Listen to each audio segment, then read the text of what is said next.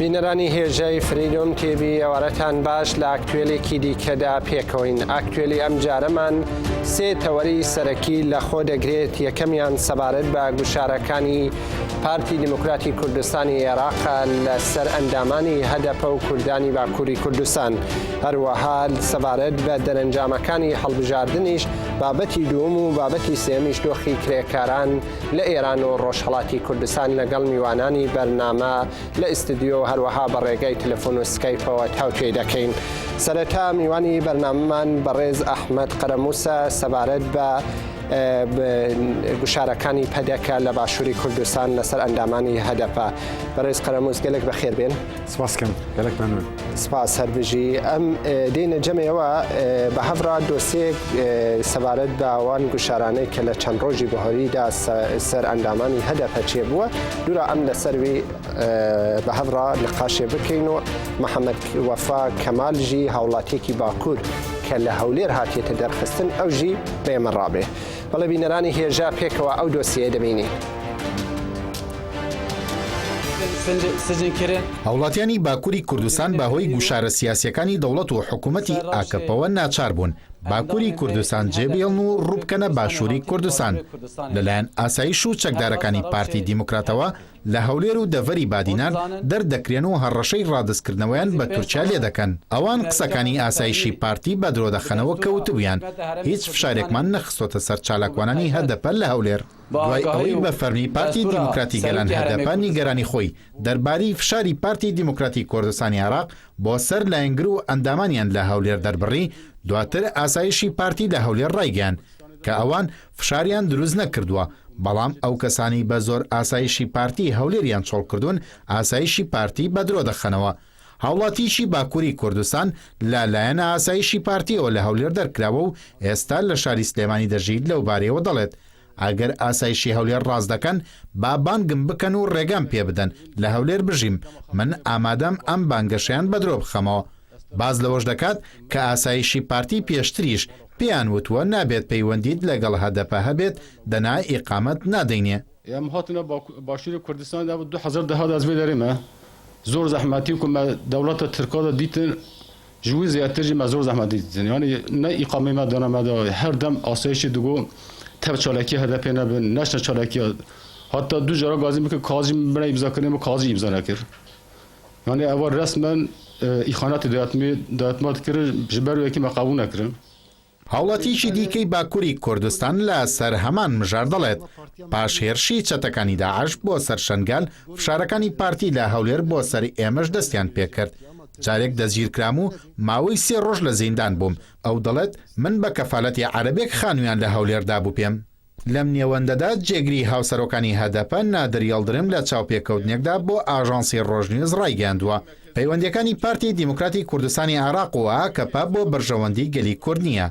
ئەوە چەند ڕۆژە ئێمە لە باشوورین لەگەڵ زۆر لایەن چاوپێکەوتنمان ئەنجام داوە ئەوەی دەردەکەوێت ئەو سیاسەتی کە پارتی لە باشوور پەیڕەوی دەکات هەمان سیاسەتی ئاکەپەیە. دەتوانین بڵین دوو حزبن بەڵام یەک بەڕێوەبەرایەتیان هەیە. سیاسەتی ئاکەپەش لە بەرامبەر گەلی کورد یەکشتە بۆ ئەوەی کە ئازادی گەلی کورد لە هەر 4 پارچەی کوردستان پێک بێت پێویستە هیچ حزبێک پەیوەندی لەگەڵ دوژمنانی کورد نەبەستێت. ئێمە بۆ ئەو بابەتە زۆرمان هەوڵدا و چاوپێکەوتنمان کرد ڕەخنەمان گرت پرۆژەی کشماندانێ بۆ ئەوەی لەسەر بنەمای نەتەوایەتی کار بکەین بەڵام وەک دەبینین ئەوان لەسەر بنەمای نەتەوەی هەنگاو نانێن. ئەو هێرشانی کە دەکرێتە سەر ئێمە بە بڕیاری ئاکەپەیە لەبەر ئەوە ئێمە زیاتر لە ڕێگەی ڕاگەیاندن و ڕایگشتیەوە ڕاستیەکان بڵاو دەکەینەوە. لەبەر ئەوە ئێمە بانگ لە هەموو لایەک دەکەین çaranûsî xweyan be çaranûsî dijminanî Kurdewe girê nedin. Bu sadece ülkemiz için bir zorunluluk değil, Orta Doğu için de öne alınmaz bir gerçekliktir. Orta Doğu coğrafyasının esas çizgilerini oluşturan Sykes-Pico'nun 100. yılında Orta Doğu yeni bir şekilde... بەڵێبینەرانی هێژە دۆستەیەک بوو سەبارەت بە گوشارەکانی پەدەکە لەسەر هاوڵاتیانی باکووری کوردستان. هەروەک ڕامانگەیان ئەحمەد قەرەمووز ئەندامی دەستەی بەڕێوەبەری کەنەکە لە ئستودیۆی فریدۆم تیڤیدا ئامادەیە. جارێکی دیکە بەخێرن ئەم شرۆڤەیەکەین چما ئێرشن سەر کوردن باکوور تایبەت لەوان ڕۆژن داویەدا سەر ئەندامانی هەدەپە هاوڵاتیان باکووری کوردستان لە عالی قەدەپە زێدەتر بووە. سەدەمی زێدەبوونی ئەو چییە؟ ڕاستە بخۆژی جەنابە دیار دەکە و لەسەر ئەندامی HDP بووی دکە بێشک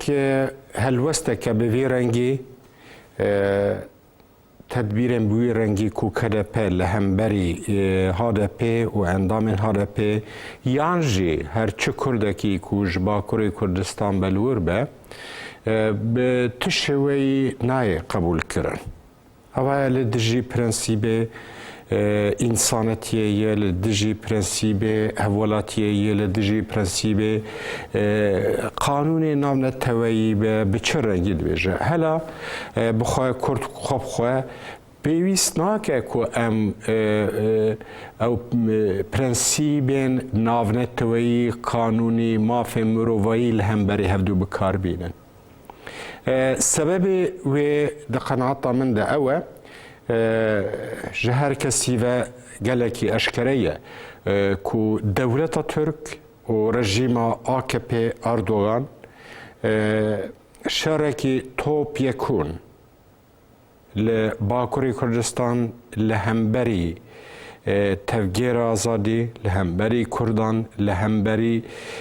hêjayên civaka Kurdî dest pê kiriye.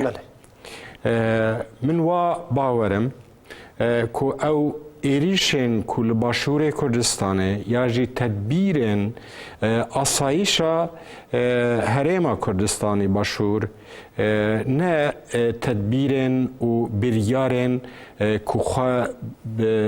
werdigire ya jî ku pêwîstek pê heye. Em ya baş dizanin ku hevkariyek di navbêra desthilatdariya Başûrê Kurdistanê û rejîma AKP û dewleta Türk de heye. Ew kesên ku ji wan tê xwestin ku ji Başûrê Kurdistan derkevin ya jî desteser dikin ya jî digirin bi wê rengî gelek îsbat hene ku hevkariyeke xurt di nava saziya sîxurî ya Tirkiye ku bi navê MİT û li di nav navberê desthilatdariya asayîşa em asayîş bibêjin li Başûrê Kurdistan bi hev re hevkariyek yani ew guşar û fişareke li ser endamani HDP heye li hemû herêmî Başûrê Kurdistan danîne li deverî Duhok û Hewlêr û ewanê ke zonî zerd pê dibêjin zêdetir e. Li rojanê bahorî de jî kesekî karker hatiye te sınırlaşkirin û radestî dewletî Tirk hatiye kirin. Hûn wekû keneke holdanî êwe bo astenkirinî wan zext çi ye ke xwe jî behs li hinek zext dikî? Belê tişt yani hinek tiştên ku pêwendî ez bi xwe yekser tevlî bûme berê du hefteyan Kurdekî welatparêz ji Bakurê Kurdistan rêbertiya HDP kiriye di prosesa operasyonên KJK de hate girtin di halê hazir de 12 sal û 6 meh cezayê zindanê lê hatî birîn berî ku ew cezayê wî eşkere bibe resmî bibe çû Başûrê Kurdistan. Li Başûrê Kurdistan demekî duruj bi şêweyeke resmî bi fermî bi pasaportê xwe çû derbasî Başûrê Kurdistan bû li wir hem welat parêzî jî kar û bêgumanî mirovekî ku welat parêz be bi vî rengî tu carî nikare dev ji kar û xebata welat parêzî bigire li gel wê karê ticarî jî dikir yani ticaret jî dikir.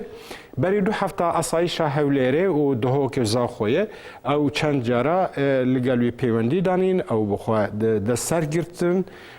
û gotin ku di nava hefteyekê de pêwîst e ku tu ji Duhok û Zaxo derkeve deryoret. Sebebê wê ya jî بۆ چییە ژێرە قەت دیار نەکردن.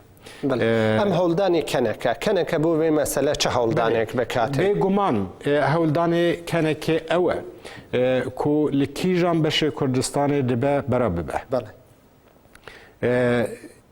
ئەو شەرت و سروتên ku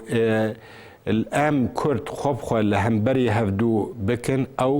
pêwîstiyekê ku di nava xwe de yani Kurd xwe bixwe eger problemek hebe eger aloziyek hebe eger tiştekî ku mirov karibe li ser raweste şirove bike ku çareser bike xwe bixwe dikin lê em çend cara beyan ya ji daxuyanî li ji bo desthilatdariya Herêma Başûr eşkere kiriye ku xelkên Başûr Bakur ku ji li hemberî van operasyonên ku dewleta Türk li hemberî wan pêk tîne ku derfetekî din niye ku derbasî Başûrê Kurdistan pêwîst be li wir weke ku li xalsir xaka xwe li navgelê xwe de di nava kultur û urf û adetê xwe de li wira bimîne û ku jiyana xwe berdewam bike. Bi tu rengî ew bi tedbîrên ku li hemberî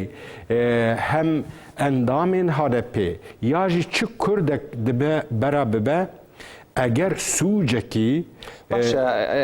بڕێز خەرەموس ئەم ڤەگەڕینە جەمتە لێ مەسلەیەکی تر هەیە وان کەسی هاتنە بۆ کاسبیاتنەتەوێ دەر ئەندامبوونی هەدەپە گەلۆ لە باکووری کوردستانی یاساغا قەدەغەیە کە لە باشووری کوردستان لە ملی زۆنی زەر داوان کەسانە دێنە دەست بەسەرکردن من بۆ بەرسوی وێ پرسەوە دەگەڕێمە جەمتە محەممەد وەفا کەمال هاوڵاتیەک لە باکووری کوردستان کە لە هەولێر هاتیەتە ئاوێتن و سنوورداشکردن لە سلێمانی نەها نیشتەجێیە لەگەڵ ئێمەیە بەڕێز محەممەد ئێوارەت باش بەڕێز محەممەد هون بەحساوە بکەن چاوا بوو ئێوە هاتنە دەرخستن لە هەولێر گەلۆ هون تاوانێک ئەنجامدا بوون یان گەلۆ سەدەمی سەرەکیوی چ بوو کە ئێوە لەوێ دەرهاتنە سنوورداشکردن و نەها لە باژێڕی سلێمانیدانە سێماندەری ئەو کچوسا قەومی ناوم محەممەد وەفا ئەبا سێماندەری ئاسایشە هەولێرە گرێدە هەولێرە بامەکردن ناوی ئاسایشە ڕاپەرین بامەکردن چنە ئاسایشەدا هیچ شتمەرە نەگوتین بەس گوتەمەدە بۆ ئەوە ئەم ژۆری هاتیە دانیدا ئەم گرتن ئاوتە سەیرە خۆدا بنا سەیتەرە خۆی سانجاوەدا سەیتەرە خۆی سانجاوەدا بۆ دەباس گوتەمە بۆ داخلی هەولێر نەبوو کۆدا چ بچن yani mat'amamî hawlêrê hebû cihê me jî hebû mala me jî derê hebû nehîştin em biçin çantê xwe بەڕێز محەممەد دەنگی تە مەخابن بە باشی ناگەیەتە من ئەگەر هەنێک دەنگی خۆڕاکەی بکارین زێدەتر دەنگی تا بێتە جەمێمە بەڵێ کەرەم کەن داوام بکەن yani ئەوە ئەو مەسەلە هەنێ سێمان بەرێ قەومیە بەڵێ ئەوە ئەم بازار ئیسما mat'amamî jî hebû yani mala me jî derê bû cihê me hemû derê hewlêrê bû ew sêv berberê asayişa raperiyê ban mekir ez bir me asayişê hiç şek me negot bes migotim migot sîcê me çê yani me vê derê xeletî kiribe çi kiribe sîcê me bijin bes tişê ku me re gotin got emir jûrê hatiye danîda ez girtin seytera xwe seyra xwe bide seytera xwe sancavê demne û derê gotin got daxilê hewlêr nebe kula biçî bike ez ê hatin me Silêmanî me بەڵێ ئانەها ئێوە لە هەمبەری وێ ناحقوقیەی کە هەمبەری ئەوە هاتیەتە کرن چ ڕێو شوێنێ گرتنەتە بەرگەلۆ لە UN لە عالی پەیوەندیدار هەروەها ئەو ڕێبەبەرندی داوایەکیان سکاڵایە تشتێک کردنە یاننا پارێزەرێک لەوە سەر وێ مەسەلە عیارکردنا ئاننا ولا ئێستا بچێتن ئەمە یوەسمین دەها کەسەنە aynı usta asayişi havle derkirne na Silêman hene ziyadkin zaho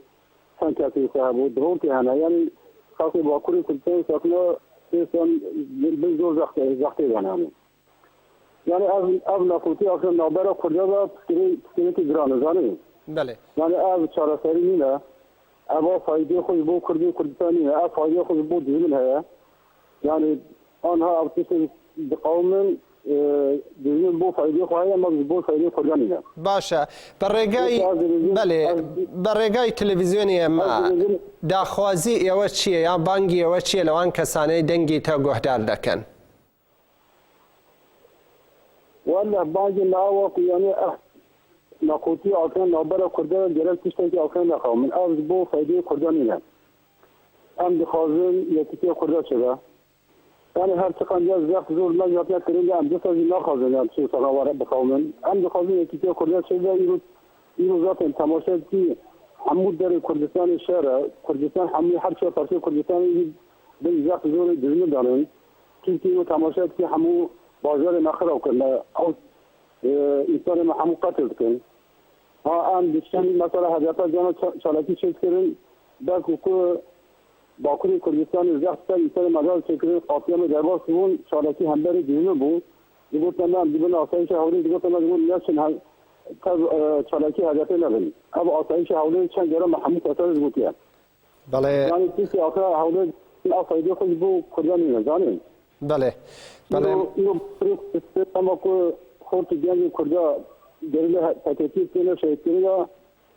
او دیزمین هر چه پرچه کردستان هستی بله محمد وفاق بله او کس دیزمین هر چه پرچه کردستان هستی بله محمد وفاق کمال مصدر حزبه هنه او باشیر کردستان باشی کردستان جرا کنه که هیچ در روندی خودن حالی که کل کردستان بفکره یعنی خیلاتی آکیان ناکوتی آکیان دم نابر کردیا چه چی آخر نباشید بو کردیا نباشید بله محمد وفاق کمال هاولاتی لباکوری کردستان لباجێری سلێمانی gelek سپاس بۆ تەبلیبوونەوە لەم ئاکتوێلەدا و ئێوارەت باش. بەڵێ بەڕێز قەرەموس دێنەوە لای بەڕێستان لە بەرسفی وێ پرسەدا و هەروەها نێرینێکی جوداژی لەسەر وێ ئاخەفتنی بەڕێز محەممەد وەفا هەبێتن لە سەروان گوشار و زەختەوانە وەکو ئاخەفتنی داویەوە بگرین کەرم کرد. بەێ ئەو پرس نەپرسە ئەندامێکی هادەپێ یاژی بشێوەیەکی دم بە. دقەنەعاتا من دە ئەو تشتێ بوویەرێن کورد بن لە باشوورە کوردستانê de kesên eger asayişa herêma Kurdistanê ji bo tedbîrê ewlekariyê ji ber tedbîrên krîmînel ji ber ku însanek li dijî yasayên ku li başûrê Kurdistanê hatibin pêkanîn li dijî wê derkeve bêguman ji bo ewlekariya xwe dikarin tedbîrê bisînin lê em baş dizanin ew kesên ku ji wan tê xwestin ku derbederî ji başûrê Kurdistan bi taybet ji Duhokê ji Hewlêrê ji Zaxoyê ji deverên din de ew kesên ku bêtirîn hevalgirên ya jî endamên ya jî em bibêjin HDP tevgera azadîxwaz û Kurdên Bakurî ku li muxalîfin li dijî rejîma AKP û Erdoganî ye. Ev tedbîrên bi vî rengî ku tê wergirtin perçeyek ji wê konsepta hevkariya dewleta Türk و ئاساییشە و حکوومەت بێگومان ها تشتێکی ئەس باش ئەشکەرە بکەم دیار بکەم gelek caran dibêjin ئاسایش حکوومەت یا jî pedeke divir de îd wiha bûye divan çend salên dawî de tu farqî û cewaziyek di ortawan de nemaye ev asayiş دەسەڵاتداری حکوومەت tu bi çi rengî bibêje ew pereke ketine nav hev. Tu nemakare bi tu rengî farqiyekê cewaziyekê ku tê xwe orta asayîşa a desîlatariya herêmî û pedekê her du yekin. Tu tiştekî ku hikûmeta herêma başûr ku pêk tîne biryarê ku werdigirin tedbîrê ku werdigirin ew yekser li ser direktîfa pedekê ye. Yani em vî tiştî bi vî rengî bizanibin. Ev destserkirina ku kesên heval û hûgirên HDP بێگومان ئەv hevkariyeke encamê hevkariya saziya Sîxurî ya dewleta Türk mîte istixbarata Tirkiye û asayîşa lê Başûrê Kurdistanê. Em baş dizanin ku li herêma Başûr li herêma Kurdistan Başûrê Kurdistanê de gelek saziyên Sîxurî ya Tirkiye dewleta Türk û bi navê mîtê cî bûne. Xebatekî karekî istixbaratî bi rengekî berfireh digire. Li kîjan deverê hêzek ya jî kesekî ya jî çalakiyek ya jî nerazîbûnekî ku li hemberî rejîma AKP ya jî dewleta Türk ya jî peywendî wî li gel tevgêra azadîxwaz be ev saziya Sîxurî wan dişopîne û hevkarî li gel asayîşa Başûrê Kurdistanê ye. Em ji bîr nekin berî çend hefteyan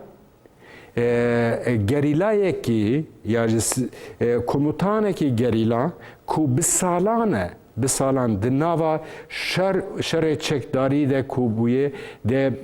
bi bûyerekê de birîn dibe li dihokê tedawî dibe ew kesê ku bûyê rengî tev birînya wî tev nexweşiya wî asayîşa Hewlêrê li gel bi hevkariya herêma saziya Sîxurî ya Tirkiye mîtê operasyonek girtin ew kes girtin û teslîmî Tirkiye kirin. Evana di qenaata min de ku mirov gişî perçe analîz bike rewşê bide berçavê xwe ev hevkariyekî ew operasyona bi giştî li hemberî tevgêra a legal a siyasî ya HDP ye. Hûn baş dizanin ew şaredariyên ku dibin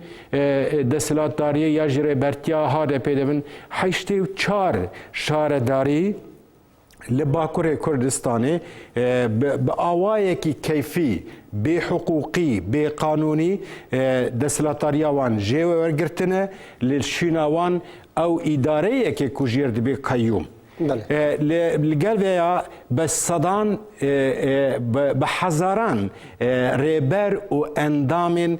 partiyeke siyasî kanûnî ku di parlamentoya Tirkiye de temsîl dibe hatine girtin. Bê hiqûqî, bê maf, bê çi rengî de. Hev serokên HDP bû rengî. Ev tedbîrna ev bûyerna bêguman hevkariyeke müşterek di orta asayîşa Başûrê Kurdistanê û istixbarata Tirkiye. Em weke keneke bi tu şêweyî hevkariyeke ku li ser bi dijmin re dijminekî stratejîk ku dijminê min û yê te û yê Başûr û yê her Kurdekî ye em bi tu şêweyî em wê hevkariyê û wê li gel wan ku bûyî rengî tev bigerin qebûl em nakin yani ne mümkün e. بەڵێ ئەحمەد قەرەموو سەندامی دەستەی ڕێبەری کەنەکە گەلێک سپاس بۆ ئامادەبوونتان لەم ئاکتوێلەدا گەلێک سپاس. بەڵێ بینەرانی هێژە بابەتێکی دیکەی بەرنامەی ئاکتوێل سەبارەت بە دەرەنجامی هەڵبژاردنەکانە. پارتی ژیانی ئازادی کوردستان پەژاک لە دوایین لێدوانیدا باس لەسەر ئەوە دەکات گێلانی نێو ئێران بۆ هەڵوێستێکی جددی و بەرەیەکی نوێ ئامادەن و ئەو بەرە هاتووەتە ئاراوە. پێکەوە دۆسیەک لەو بارەوە دەبینین پاشان یەک لە ئەندامانی مەجلسی پەژاک لەگەڵماندا دەبێت. مەجلسی پارتی ژیانی ئازادی کوردستان پەژاک لە نرخاندنێکیدا بۆ دوای هەڵبژاردنەکانی ئێران دەڵێت بە لە بەرچاوگرتنی بەردەوامبوونی ئەو شەڕە درێژخایەنەی لە عێراق و سووریا قوڵبووەتەوە ئەو ڕاستیە دەردەکەوێت کەەوەی هێزانەی لە گۆڕەپانەکەدان بۆ ئەوەی بتوانن ئاستەنگەکانی بەردەم جێبەجێکردنی پرۆژەکانیان لا ببن کردنەوەی بەڕێی نوێ شەڕ بە ڕێگەی دەستێ بەرنەدراو دەزانن. هاوپەیمانانی هەرێمەکە بەتایبەت ئێران، تورکیە و عەرەبستان بە پێی بەرژەوەندی استراتیژیەکانی ئەو زلهێزانن چارێکی دیکە نییە تا بتوانن دەست لە خەون و ئامانجەکانی خۆیان لە ئاستی سیاسەتی دەرەوە بەربدەن. رووسیاش هاوکارەکانی خۆی وەک کارتی گوشار بۆ ڕانتی دیپلۆماتیک و بەهێزکردنی پێگەی خۆی بەکاردەهێنێت. پەژاک ڕایگەاندووە لە نێوان ئامریکا و وڵاتانی عەرەبی هەرێمەکەدا هاتوچێکی دیپلۆماتیک بەڕێوەچیوە. هەروەها گفتوگۆ لە ئاستێکی بەرز لەگەڵ رووسیا سەبارەت بە پێویستی پاشەکشی ئێران لەو شوێنانەی لە هەرێمەکە بەدەستی خستووە بە تایبەت پاشەکشێ لە سووریا وەک کریاڵی چارەسەری کێشەکانی داسەپاندن.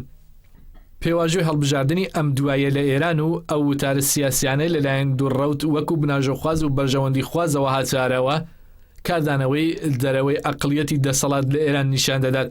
دامەزرێنەری ئەو استراتیژیە بە پێکێنانی بارودۆخێکی زیهنی لە ئامانج و پێناسەکانیدا هەوڵیاندا هێزەکانی کۆمەلگا گەلان ژنان و گەنجان فریو بدەن. لایەنی ڕفرمخوازیش هەوڵی ئەوەیدا نوێکردنەوەی شۆڕش بکاتە ڕۆژەف بۆ ئەوەی تێدەکۆشێ ئەو ڕوانگەیە بەسەر هەموو هێز و دژبەری دەرەوە و ناوخۆ بسەپێنێ کە تەنها لەو گۆڕەپانەدا دەتوانێت پێشبڕکێ بکرێت. پەژاک دەشڵێت ئەو بەشانێک کۆمەلگا کە بە هیچ شێوەیەک دەرفەتی بەشداری سیاسی لەناو دەسەڵاتیان پێنەدرا پێویستە بۆ کۆتایی هێنان بە ئامانجەکانی ڕژیم تێکۆشانی خۆیان زیاتر بکەن و پەرەی پێ بدەن. کۆمەلگا لە بواری دیاریکردنی بەڕێوەبەرانی هەرێمی هەستیار جوڵایەوە زیاتر لەسەر و کۆماری بۆ هەڵبژاردننی شەورای شار و گونجەکان ئامادەی و بەشداری نیشاندا کە ئەوەش پەیامێکی گرنگی تێدایە. کۆمەلگا و نەتەوەکانی ئێران بەو هەڵوێستە نیشانیاندا بەرەیکی گرنگی گەلان لە بەرامبەر بەرەی دەسەڵات و دەوڵەت شکلی گرتووە ئەو بەشداری دەتوانێت ببێتە بناغی پێکدادانی ڕەوا لە نێوان کۆمەلگا دەوڵەت و دەسەڵاتدا. لە کۆتایی نرخاندنەکەی پەژاکدا هاتووە بارودۆخی پێشاتوو لە بواری کۆمەڵایەتی لە هەڵبژاردننی ئەم دوایەدا دەکرێت وەک دەستپێکی خۆناغینی بۆ پێکێنانی کۆمەلگایەکی بەهێز چاوی لێ بکرێت. کۆمەلگا پێویستە بە ڕێخستن و ڕێکوپێکردنی خەباتی خۆی لە ڕێگەی ڕێخستنێکی مەزنتر بۆ بەهێزکردنی زەمینەی خۆی بەکاربهێنێت و بە بەکارهێنانی ئەو هێزەی لەگەڵ یەکگرتووی کۆمەڵ بەدەستدێت لە پێناوی بەشداریکی بەرفراوانتر بۆ بڕیارداری چاودێری و لێپرسینەوە بەکاربهێنێت و بە دوای مافەکانی خۆی بکەوێت.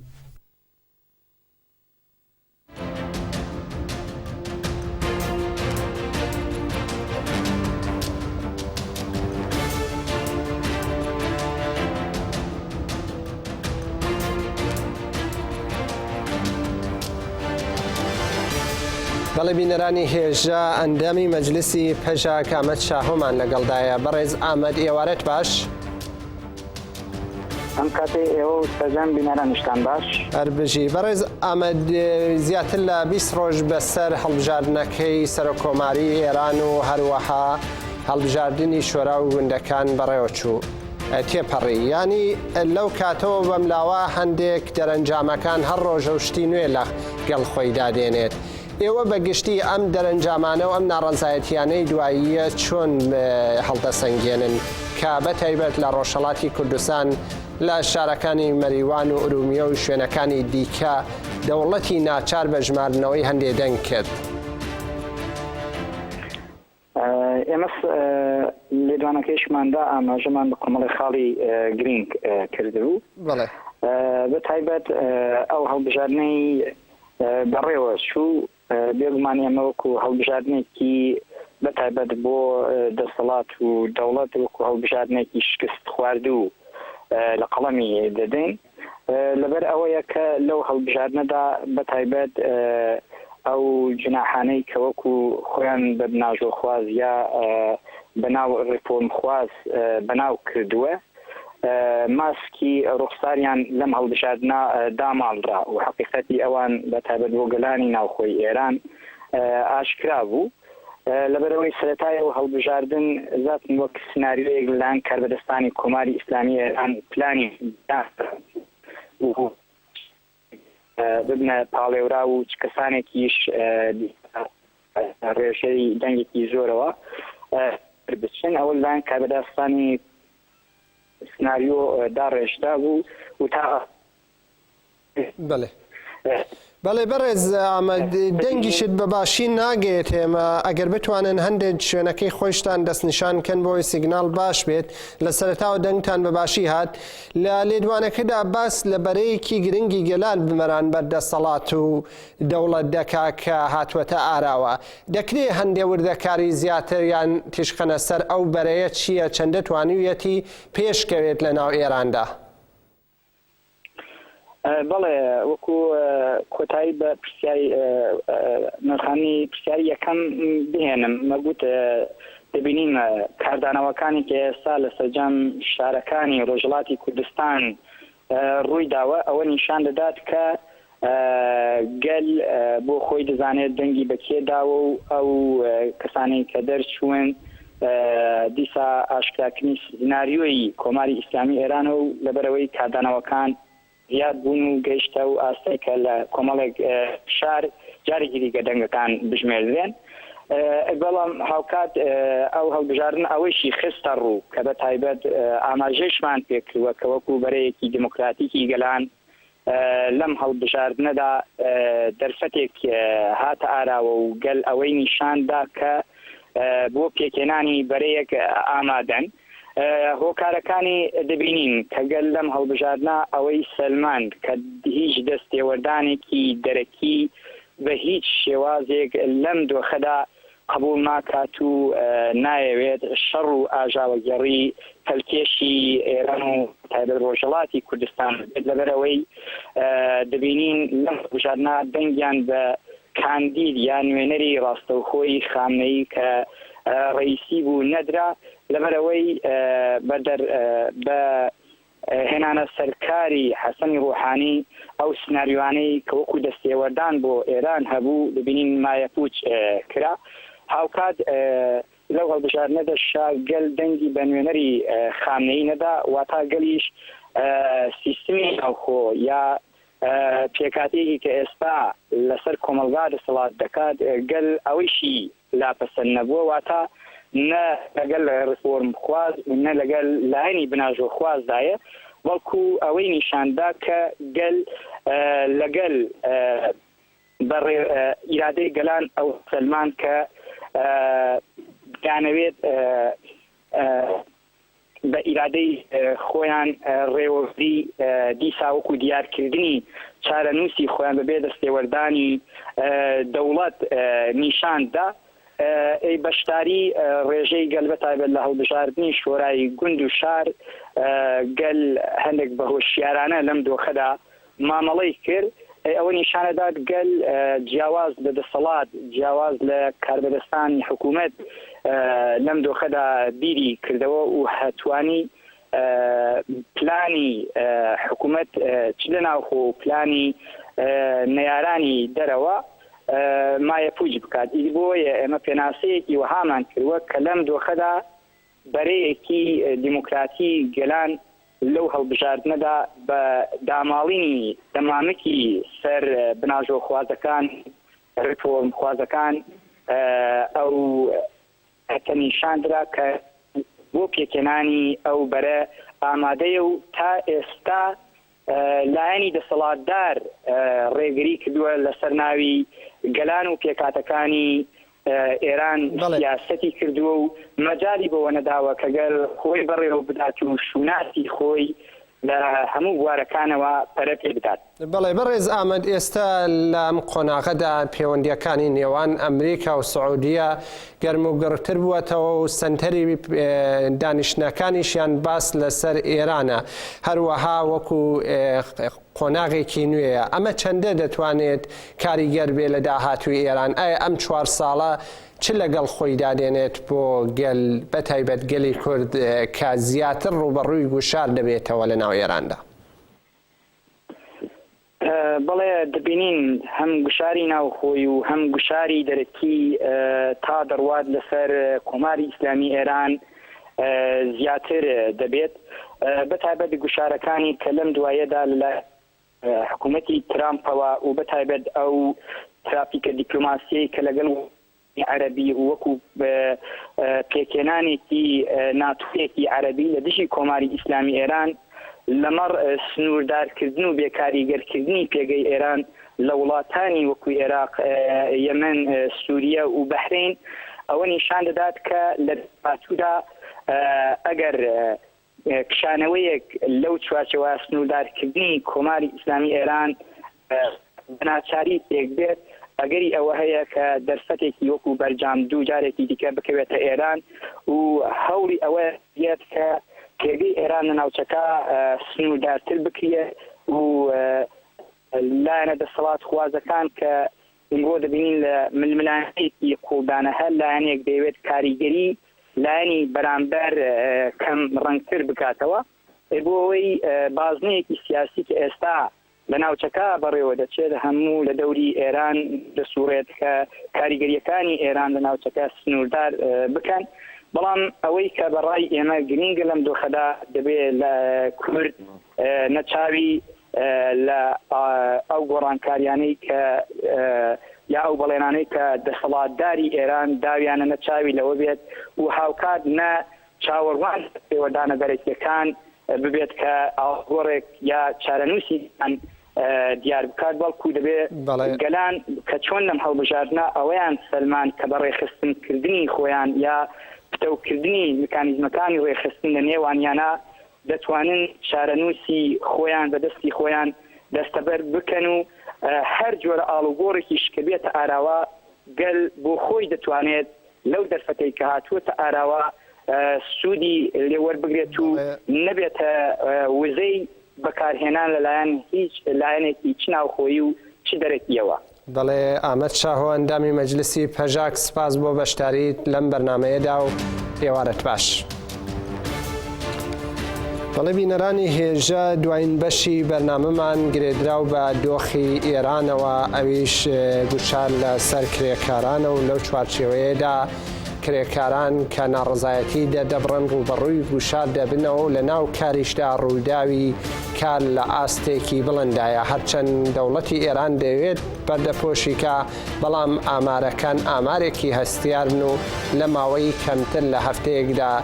زیاتر لە 10 کرێکار بە ڕووداوی کار بوونەتە قوربانی پێکەوە دۆسیەک لەو بارەوە دەبینین پاشان عومەر مینایی چالاکی کرێکاریمان لەگەڵدا دەبێت.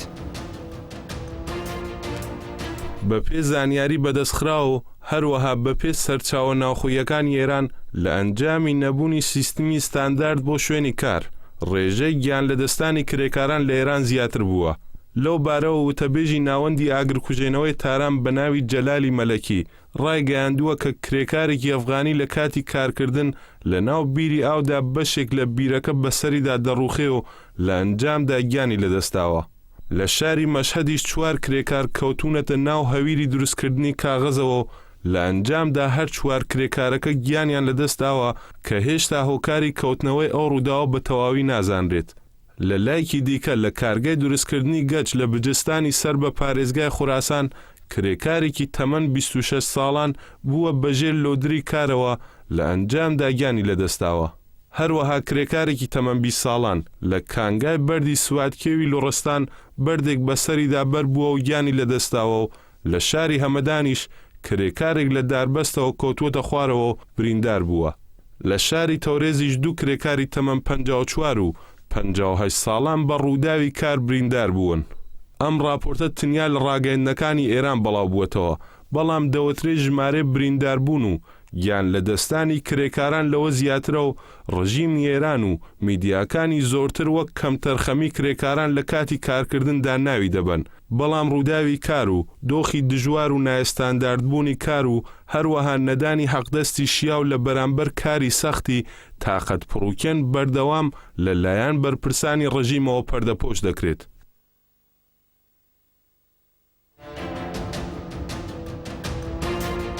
دەڵێ دەچینە لای چالاکی کرێکاری بەڕێز عومەر مینایی. بەڕێز مینایی ئێوارەت باش. سڵاو بەڕێزیان ڕێز و سڵاو هەیە بۆ خۆتان و بۆ بینەرانی خۆشەویستە. سپاس. بەڕێز مینایی ئێوە چۆن لەم راپۆرتە سیر دەکەن؟ ئایا بۆچی بەرپرسان لە هەوڵ دەدەن ئەو ڕووداوانە پەردەپۆشکەن لە ناو ئێراندا وەکو ئەوەی کە کرێکاران کەم تەوەجەن لە بەرانبەر کارەکە و لە بەرانبەر ئەو کەرەستانێک کە کاری پێکەن؟ ئایا ڕاستی دۆخی کرێکاران چییە لە ناو ئێراندا وەکو ئێوە بەدووادا چونتان کردێ؟ فەرموون. بەداخەوە هەر وەک بۆ خۆتان ئیشارەتان پێکرد ئەو ئامارانەی کە ئێستا هەر بە پێو ئامارانەی دەکوترێت لە شوێنەکارەکان بەهۆی نەبوونی ئیمەنبوونی کارەوە ئێمە ئەو ئامارەی کە ئێوەشداتان بەداخەوە زیاتر لەوەیە حدودی 21 نەفەر فقط لە مانگی خورداددا ئێمە کرێکار لە شوێنە کرێکارەکان دیوانە کە کرێکارەکان بەهۆی نەبوونی ئیمەنی کارەوە گیانیان لەدەستداوە بەشێکی زۆریش بریندار بوون. ینی لە واقعدا ئەگەر تمەشای بکە دەبێتە ڕۆژێ 2 نەفەر لە هەر ڕۆژێکدا 2 نەفەر کرێکار گیانی لەدەستداوە. ئەوەی کە ئێمە دەیبینین دەیزانین ئێستا ڕژیمی ئێران زیاتر فشارەکانی خستوەتە سەر کرێکاران بۆ حەقدەستی کە بەخدەست ئەم ساڵە هەروەک ئاگادارن 930,000 فەرحەدی ئەقەلی ئەقدەست دیاری کرا بۆ کرێکاران ئەوە بەشێک لە خراببوونی ژانی کرێکار لە وڵاتریشەوە بە تەوزوو بەوەی کە ئاساسەن دەوڵەتی ئێران دەوڵەتێکە سەرتاپای و سوود و دەرامەدی بۆ ئەوەی کە زیاتر فشار بخاتە سەر کرێکارەکان خفێ سەر کرێکارەکان بۆی هەرچی زیاتر بەهرە بگا بە سەرمایەدار و کەسانێکە سەرمایەگوزاری دەکەن و هەر بەو خاترەش سعی کردووە لە هەموو شوێنەکارەکان زیاتر ڕعایەتی ساحبکار بکرێن نەکرێکار بە هەر بەو خاترەش لە شوێنە کرێکاریەکان ئەمنیەتی کرێکاری وجودی نییە ئەمنیەتێک بۆ کارکردن و بۆ شغڵی کرێکردن نە لە حازی شغڵیەوە نە لە حازی جسمیەوە هیچ ئەمنیەتێ بۆ کرێکارەکان نیە ئێستا بەداخەوە حتا لەباری استخدامیشەوە بەشێکی زۆر لە کرێکارەکان دەدرێن بە شیرکەتە بەو شرکەتانەی کە سەبت کراون ئێستا کە لەواقعدا شرکەتانێکن کە بۆ چەند مانگە کرێکارەکان دەبەر حتا لە بیمەیەکی تەواو بەرخوردانی ممکنە لە مانگەدا لە 30 ڕۆژەکە 15 ڕۆژێکیان بیمە بۆ تێ بکەن ویا بۆ دەرکردنەکەیان مەسەلەن 3 مانگ کە کار دەکەن پێیان دەڵێن بڕۆن دوای هەفتەیە 10 ڕۆژی کردەوەرنەوە بەخاتیەوە شاملی بیمە نەبن حتا لە لەحاظی بیمەشەوە کرێکاران ئەمنیەتێکی وایە ئەوانە هەمووی دەگەڕێتەوە بۆ سەر ئەوەی کە لە ئێران فرسەت و مەجالی شکڵگرتنی تەشکیلاتی سەربەخۆی کرێکاران لە کرێکاران سێندراوە و هەموو ئەو کەسانە و تێکۆشەرانە و فعالانە و سوراوە کرێکارانش کە هەوڵ دەدەن. بەڵێ بەڕێزمینایی ئێوە باستان لەسەر گوشارەکان کرد و هەروەها هەوڵەکانی پەردەپۆشکردنی بەرپرسانی کارگەکان و لە ناویاندا بەرپرسانی ڕژێم. ئەی لە بەرانبەریە ڕاکسوێنەکان کاردانەوەکان سندیکاکانی کرێکاری لایەنەکان چەند دەتوانیویانە ئەوە لە قاو بدەنیان وەکو کاردانەوەیان هەبێ ئەگەر بە کورتی بێ و دوایین پرسیاری بەڕێزیشتان دەبێت فەرمونون. بەڵێ بەداخەوارەوە دەمیزەوە داڕستکەم بەداخەوە بەهۆی ئەوەی نەبوونی تشکیلاتە سەربەخۆیە کرێکارەکانەوە ئەساسەن ئەو خەبەرانە زۆر بە مەحدود کەمی بڵاو دەبێتەوە و هیچ جموزۆڵێک و حرەکەتێکی متحد و یەکپارچە کە بتوانێت خاص و مەتالبەی کاریگەر بەیان کە لە ئێراندا وجودی نییە ئاساسەن و ڕژیم پێش بە هەموو حرەکەت و جموزۆڵێکی یەکگرتووی کرێکاری دەگرێ و فرسەت و مەجالیەوە نە بە هەڵسوڕەوانی کرێکاری دەدا نە بە خودی کرێکارەکان تەنیا خەبەرانێکە لە چەند تەشەکولێکی کاریگەری وەک سندیکای هەفتەفە و سندیکای شرکەتی واحد و چەندانە تشکیلاتی سەربەخۆ زۆربەی خەبەرەکان لە کاناڵەکانی ئەوانەوە بڵاو دەبێتەوە دەگاتە دەستی خەڵک وەلی بەداخەوە نەتوێنراوە هەتا ئێستا حرەکەتێکی یەکپارچە شکل بگرێ بۆ ئەوەی کە بتوانێت فشار بۆ ڕژیم بێنێ کە شوێنەکارەکان ئیمەنتر بێت و وەزئی کاریگەرەکان باشتر ببێت. بەڵێ عومەر مینایی چالاکی کرێکاری لە تورکیاوە گەلێک سپاس بۆ بەشداریتان لەم ئاکتوێلەدا و ئێوارەتان باش. بەڵێ بینەرانی هێژا بەم شێوەیە هاتینە کۆتایی ئاکتوێلێکی دیکە تا بێگەیشتنەوە ئێوارەتان باش.